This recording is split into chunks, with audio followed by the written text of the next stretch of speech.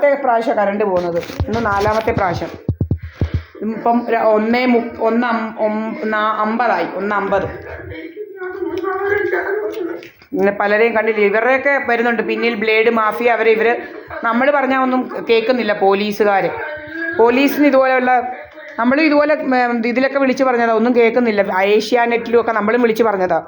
ഇങ്ങനെ നമ്മുടെ ക്യാമറ അടിച്ചു പൊട്ടിച്ച കാര്യങ്ങളും ഒത്തിരി ഉണ്ട് ഇവിടെ. ഇതുപോലെ പല കാര്യങ്ങൾ. ഭരണിക്കാവ് ഗ്രാമപഞ്ചായത്ത് ഇത് കേട്ടോ, പള്ളിക്കൽ, ആലപ്പുഴ ജില്ല.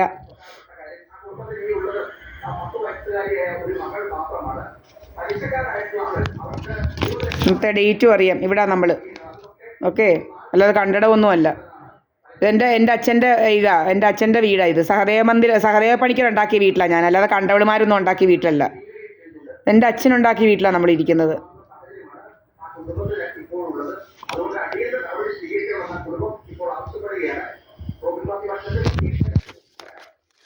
50 രൂപ കണ്ടില്ലേ? ഇങ്ങനെ പല കഥകളാണ് ഇവന്മാരുണ്ടാക്കുന്നത്. അതിനനുസരിച്ച് കരണ്ട് കളയുക.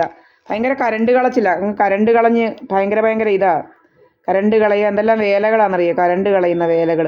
കരണ്ട് വന്നിപ്പം തന്നെ കരണ്ട് വന്നു. ഇങ്ങനെ കാണിച്ചു തരാം കരണ്ട് വന്നത്. ഇങ്ങനെ പോവുക വരിക 5-6 പ്രാവശ്യമാണ്. എന്തോ ഡ്രാമയാണ്. പിന്നെ ഒരു രമേഷ് കുമാർ എന്ന് പറയുന്ന ഒരു മെമ്പറുണ്ട്. അവൻ പറയുന്നത് എന്തുവാ, നമ്മൾ രാജമ്മയുടെ കാശ് വാങ്ങിച്ചത്.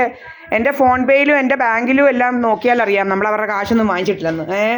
അവിടെ കാശും ലക്ഷങ്ങൾ ഞാൻ അവിടെ വാങ്ങിച്ചെന്ന്. രാജമ്മയെന്ന് പറയുന്നത് അവിടെ അത് ലക്ഷങ്ങൾ. രമേഷ് കുമാർ എന്ന് പറയുന്ന ഒരു മെമ്പറുണ്ട്. അവന് വലിയ രോഗം. അവന് ഭയങ്കര രോഗമാണ്. CPM ഗൂണ്ടയ്ക്ക് രോഗം. അവൻ്റെ വീട്ടിൽ കുറേ ഗൂണ്ട ഇതുപോലെ കുറേ കള്ളപ്പണമൊക്കെ ഉണ്ട് അതുകൊണ്ട് അവന് ഭയങ്കര രോഗം. രമേശന് ഭയങ്കര രോഗം. അവൻ്റെ രോഗമൊന്നും ഇങ്ങോട്ട് എടുക്കണ്ട. അവൻ്റെ ആദ്യത്തെ പെൺപിള്ള ഇതെല്ലാം വകവരുത്തി വെച്ച് ഇപ്പം വേർത്തിയെ കെട്ടി നടക്കുക.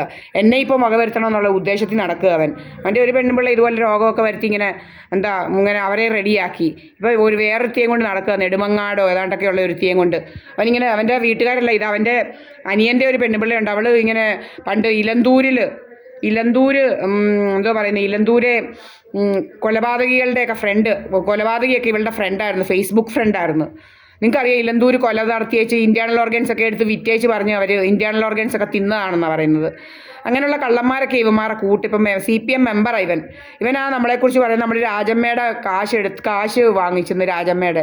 എൻ്റെ ഫോണിലുണ്ട് നമ്മൾ അവരുടെ കാശ് വല്ലതും വാങ്ങിച്ചിട്ടുണ്ടോ എന്നുള്ളതിന് തെളിവ്.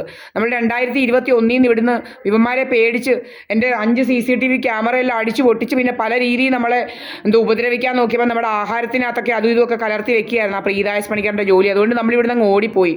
എന്നുവെച്ചാൽ അതുപോലെ ശല്യമായിരുന്നു ഇവളിവിടെ കയറി ഓണത്തിനൊക്കെ വന്നേച്ച്. എന്നിട്ട് കോട്ടയത്ത് പോയി ഇങ്ങനെ വെയിറ്റ് ചെയ്ത് നമുക്ക് വല്ല അസുഖങ്ങളൊക്കെ വരുമെന്ന് വിചാരിച്ചുകൊണ്ട്. പക്ഷെ ഒന്നും നമ്മൾ ഇവിടെ അനങ്ങാതെ കിടന്നതും കഴിച്ചുകൊണ്ട് അങ്ങനെ പിന്നെ അങ്ങ് പോയി. ഇവിടെ അവിടെ വെയിറ്റ് ചെയ്ത് നിൽക്കുമായിരുന്നു. എന്ന് വെച്ചാൽ എനിക്ക് ഏതാണ്ട് ആശുപത്രി കൊണ്ടുപോയത്തേന് കരഞ്ഞു വിളിച്ച് വരാനെന്നൊക്കെ ഉള്ള രീതിയിൽ വെയിറ്റ് ചെയ്ത് കോട്ടയത്ത് നിന്ന് 2021. അങ്ങനെ ഇവിടുന്ന് ഇറങ്ങിപ്പോയതാണ്. അന്ന് പോയിട്ട് പിന്നെ വരുന്നത് 2025 ജൂൺ 2-ാം തീയതി നമ്മളിവിടെ കയറി വരുന്നത്. ഇപ്പം പിന്നെയും അതുപോലെ അങ്ങ് തുടങ്ങിയിരിക്കുക ഇവന്മാർ നമ്മളെക്കുറിച്ച് കഥയുണ്ടാക്കുക. ഭയങ്കര ശല്യമായിട്ട് മാറിയിരിക്കുക.